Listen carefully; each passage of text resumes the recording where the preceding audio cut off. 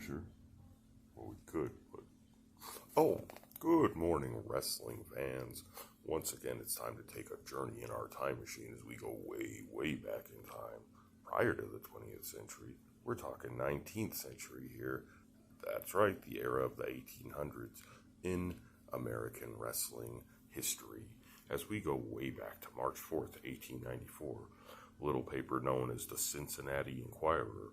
For those of you who don't know, a little paper means a little newspaper. They used to sell these things called newspapers that had all the news, not just conjecture and opinions of jackasses, but actually well-reported, thoroughly investigated articles that made the print, such as this one right here. So brace yourselves. Bad blood, excitement galore, a rough and tumble scramble between referee and seconds, and almost a tragedy were some of the attending features of last night's wrestling match at the People's Theater. There was a great turnout to witness the meeting between Burt Walker and Frank Trickler.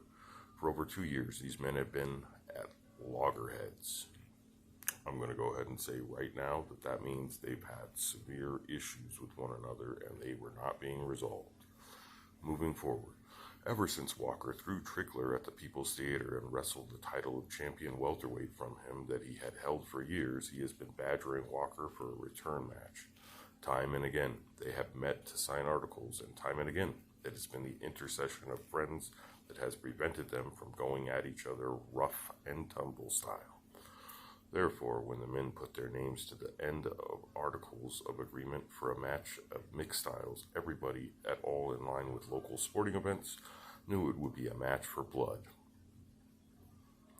They flocked to People's Theater in scores last night, expecting a hot mix-up, and they were not disappointed. They saw more than they bargained for.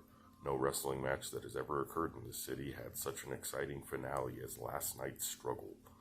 When the curtain went down on the last bout, the referee and seconds were tangled up in a rough and tumble go-as-you-please encounter, while Trickler was being dragged across the stage to his corner as limp and apparently as lifeless as a dish rag. He looked like a dead man. The vast audience was in an uproar of excitement, and the mix-up, one of Walker's seconds, kicked Trickler behind the ear and rendered him unconscious. The police then climbed on the stage and got the seconds and referee out of their snarl. It was some time before Trickler regained consciousness. Mike Smith, Charles Whitmer, and several others worked hard with him and finally brought him around. So there you have it, folks. Chaos and bedlam in a pro wrestling ring is nothing new, as you can see in these United States of America and obviously elsewhere around the world. But we were dealing specifically with a match out of Cincinnati, Ohio, way back in the 1800s there, and I hope you enjoyed this.